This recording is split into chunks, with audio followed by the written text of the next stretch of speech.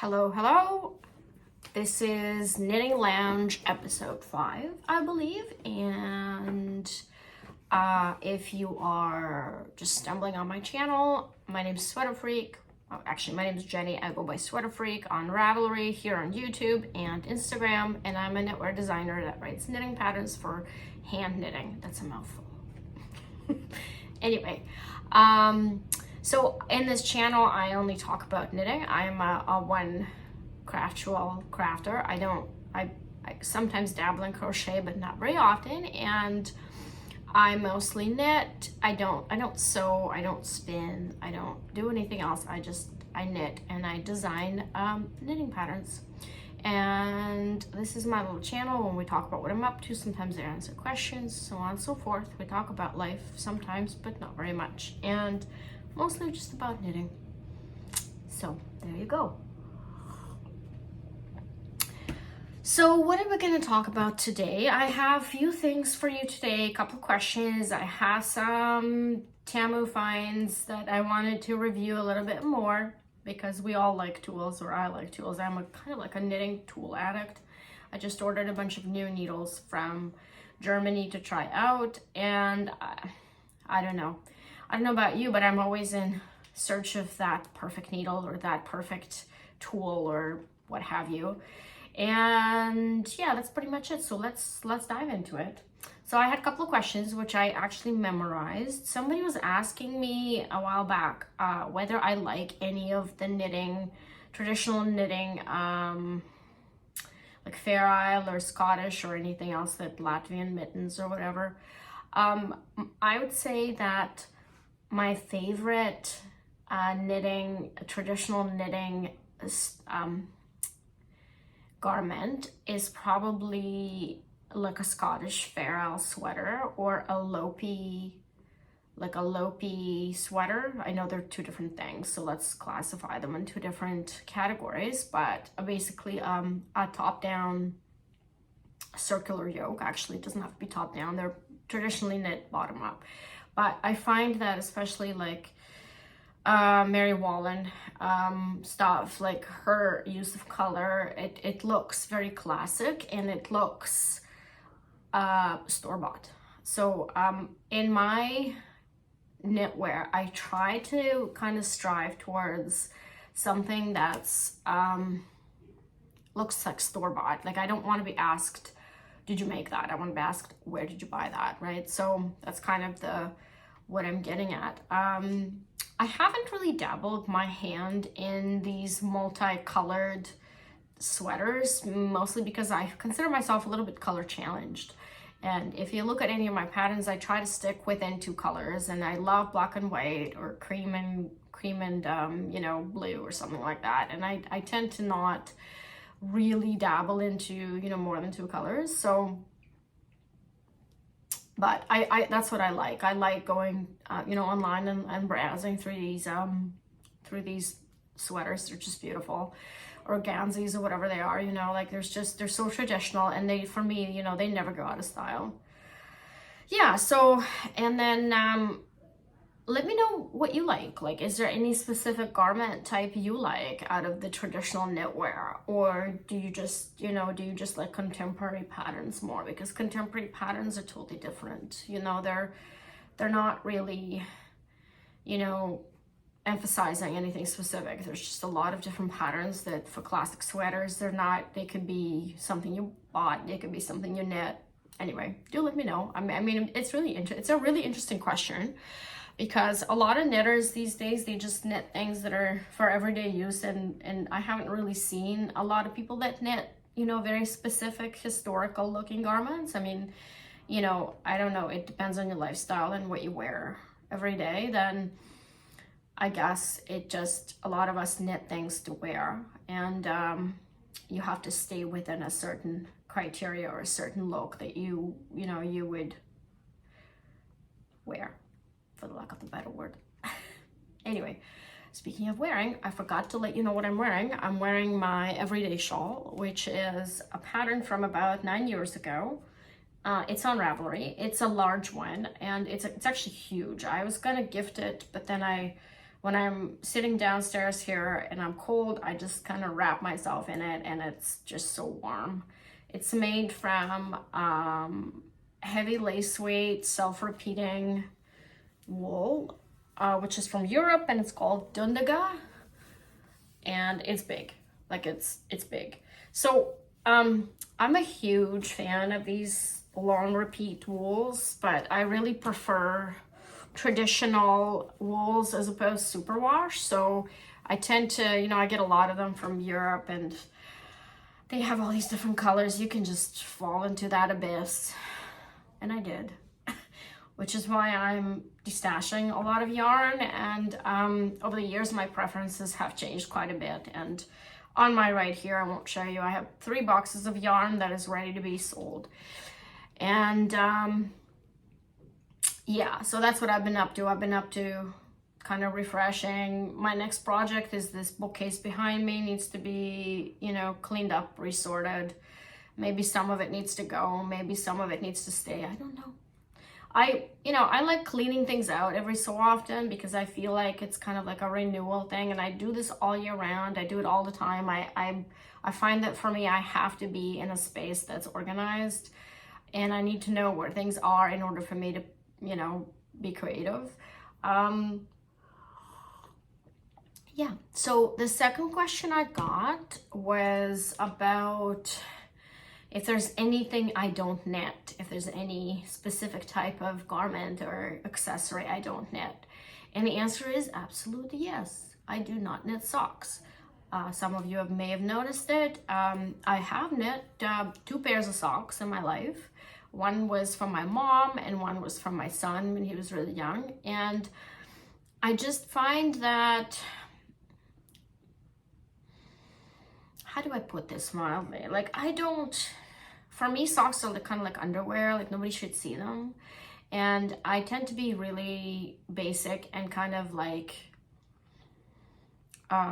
intentional about my socks. Like I buy wool socks at Costco, and I'm really hard on my socks, and I find that the hand knit stuff's just not holding up. And if you're going through all the trouble of intricate stitches and nobody's gonna see that anyway, then I kind of find like it's a waste of my effort.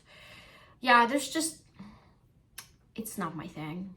I do knit pretty much everything else. I knit cowls. I love cowls. I knit sweaters. I knit cardigans. I knit shawls. I knit mittens. I've got a couple of mittens. I'm you know, not opposed to knitting everything else, but socks is just not my thing. Yeah. So I mean, I totally understand how some people may, you know, like hand knit socks and may find a lot of use for them. I'm just not one of those people. So yeah, if you want to submit a question, I have a form, or you can email me. Doesn't matter. You can get in touch with me in multiple ways. If you know, if you guys don't submit questions, I'll just come up with my own topic to talk about, which is fine too. There's always something on the go here. So next, what I wanted to talk about is what I've been up to in the last week. I don't know if you're in my Ravelry group, you may have seen that I have a retest for this hat, and this is the earlier version of the hat, and I'll show you the crown shaping here. So the crown shaping looks like this, and it's rounded, so it's proportionally rounded, and it's rib welt hat, so it's basically just ribbing and welting, and it's made from Clinton Hill cashmere bespoke decay, which is perfect yarn for a simple hat like this that you could wear with pretty much anything. And it took 1 skein. Okay, so this was released 4 years ago in late fall of 2020, and for all these years I wanted to have a version with different crown shaping, and finally I got around to it and I did this version. So it's got a very clean and structural shaping. Right, so I knit this in my stash yarn. I think it was Charisma, but I could be mistaken. So it's Drops Charisma, which is obviously not cashmere, but it's decay, so it gave me an idea of how it'll behave. And this is being retested right now, and I'm really happy with with how I've done it. It looks really modern, and I'm going to include this crayon version with the existing pattern. So if you guys purchased my pattern before, over the last 4 years, you will get a new PDF update automatically. And because I just could not help myself, I've cast on another one for myself, because you know what, I thought, oh, I don't have a blue hat. I've given away all my blue hats, so I've just cast on another sample for myself in blue Barocco alpaca wool mix. I forget what it's called. There's a name to this yarn, but anyway, it's a really common yarn. Like everyone has it in their stash probably.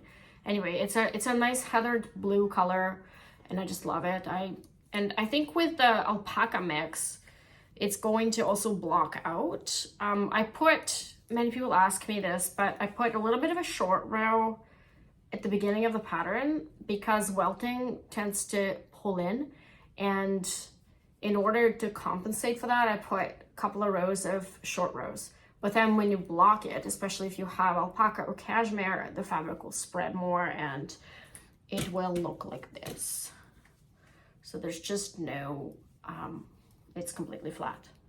Okay, so even with wool, it's not as flat, but it's flat enough.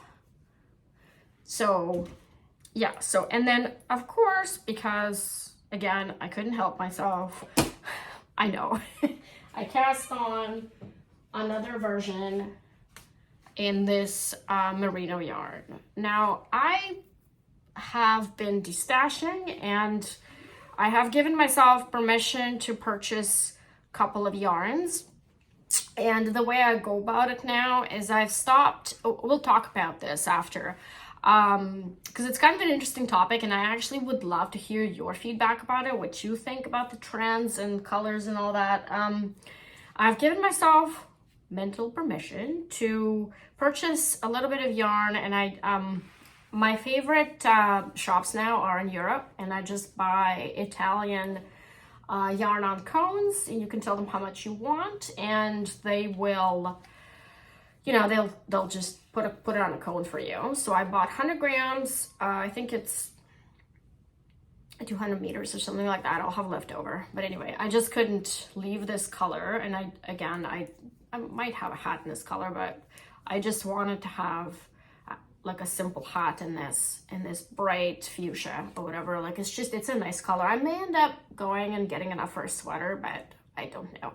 So I've purchased a couple of things from this shop to kind of give myself a little bit of a shopping, you know, retail therapy, because you know I didn't go to Rhinebeck. Well, actually I haven't been in the fiber festival for 6 years. So anyway, so this is the same thing, except here what I've done is I wanted to test my own larger size. So this is the larger size. And to compensate for that, this yarn is just slightly thinner than the DK I'm recommending. So it'll probably turn out the same, but it'll be interesting to see how this will behave after blocking, because this is Zegna Barufa merino from Italy. So it's, if you buy Zegna Barufa in balls, this is the yarn. So that's the cast-ons. Actually, that's not all the cast-ons. I'm lying. I also cast on for my next design, and this will be, I'm just gonna do one hat design, one new hat design this season, and it's going to be a simple beanie, number 4.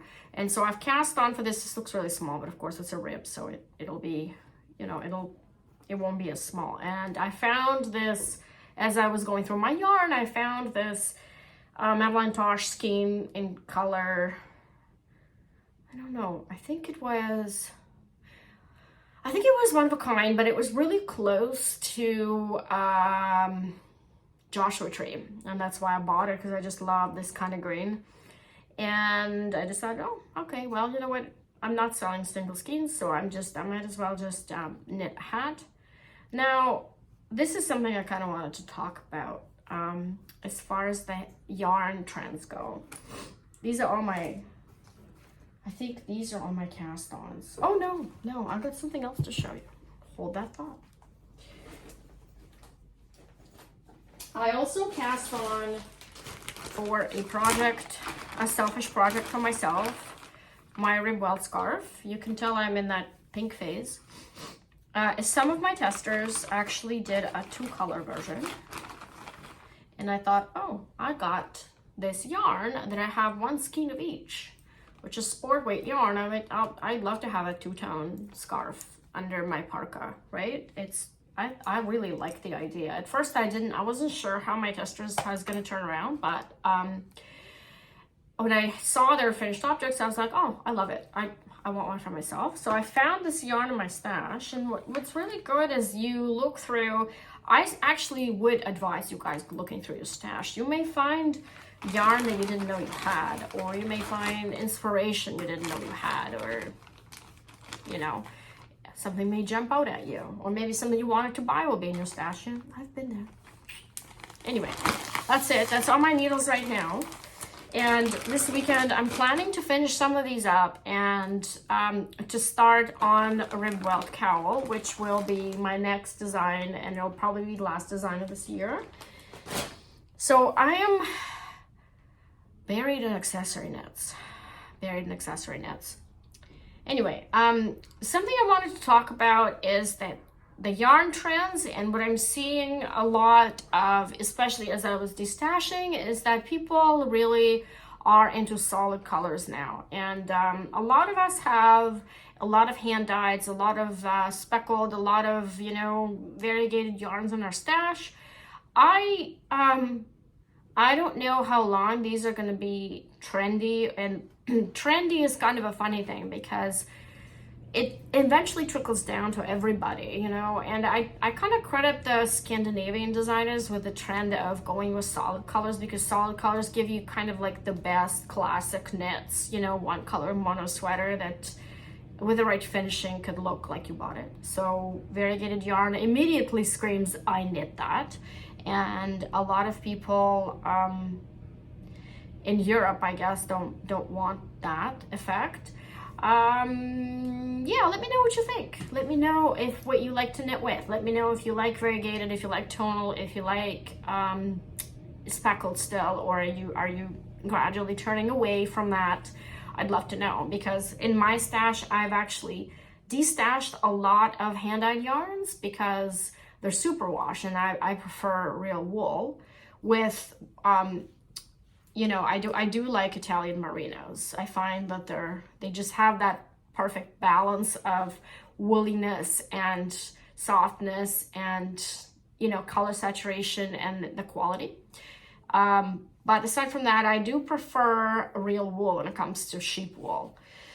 So yeah, do let me know. And last but not least, I don't know. I wanted to talk about some of the Temu stuff I bought and liked, because some things that they sell are it's kind of obvious they're going to be junk, but I do think that there's some finds that you can buy there and save a lot of money, and, you know, have a great tool in your hands for less money.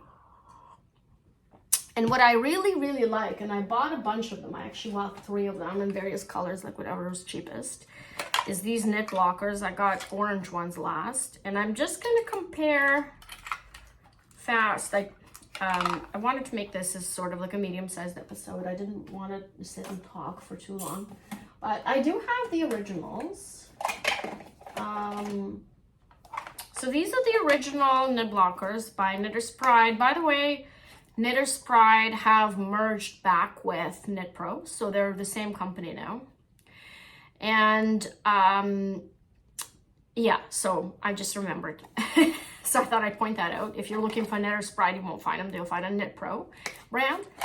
So I'm just gonna compare apples to apples here. And obviously, like, this is the original one, and they come in other colors, but I have just the plain white ones. And this is the ones from Temu. And I would say that they are pretty comparable. Like, I can't really, I mean, this maybe have a little bit lighter plastic.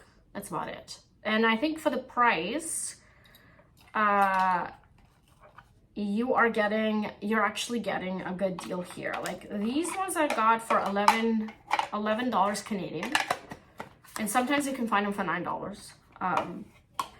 These ones are, they go for 30 or 40 Canadian, okay? Or sometimes even more, depending on, and I've seen them in the States for like 30 US as well. So I think that this alone, you know, you could get 3 of these for the price of 1, pretty much. So, and I have a bunch of these, and I find that, you know, they're really useful. Like, I don't really use anything else. I don't use wires. I don't use anything else. I just use these guys. So this is definitely a win-win. I'm tempted to buy more, except I'm running out of space here, and I don't need any more.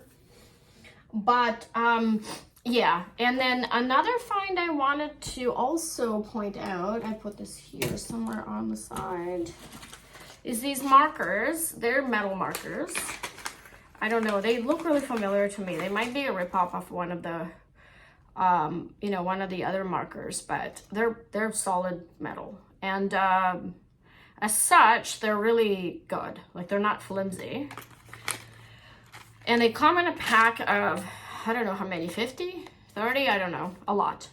And I always find that anywhere I go with my knitting basket, you know, I need to have a pack of markers in there. If I lose a couple, not a big deal, because they're like 2 Canadian for a pack. So pretty good. I did have, oh yes, and I'm leaving the best for last. So I got this large tote as well for $14. And I find that this is probably one of the best buys I had off Temu, because I don't take my knitting in large basket like this anywhere. Like, this is just for home use. I only use leather bags when I go out. I don't use you know, fabric totes or anything like that unless I go grocery shopping. But in terms of style, obviously it's not a stylish bag, so I'm not gonna pretend it is. But it's a ripoff of one of the brands that I won't mention, that everyone knows what it is, and it's really close ripoff. But I think that if you're like me and you're just want something to kind of consolidate your knitting that could be easily transported from room to room, I think this could be a great idea. It even comes with this kind of pouch that you could use as a project bag, right? That has like these snaps, and the snaps are good quality. Like, they're not, none of this is flimsy. So I'm really happy with this purchase, you know, and as such, I think that they come again in all these different colors, and I got whichever was cheapest, because I don't really care about the color since it's not going anywhere anyway. Like, it's just staying here. It doesn't really matter what color it is, but I've seen them in yellow, gray, I've seen them in all kinds of colors. Now, the original goes for like $80, and obviously that's not the price point that I would spend on a nylon bag. So for me, things like this are just very basic, kind of a utilitarian purpose. And most of my projects are now sitting in Ziplocs. And I find I've got tons of project bags that I've bought over the years, and they're just sitting unused. I don't know what to do with them. I thought about just stashing them, but I kind of feel like they're so nice and pretty, and someone made them and I bought them, and you know, I have some memories attached to them, and it's kind of silly. But for me, in terms of, I open my bag and I see what's in there, so I just see what's in there. So I think that the Ziplocs for me right now work.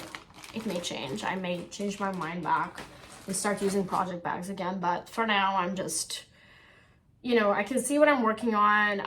And that means I won't be casting on something new 2 minutes later, because this time of the year I have like a castanitis problem. I cast everything on, and it's a problem. It's a problem. Anyway,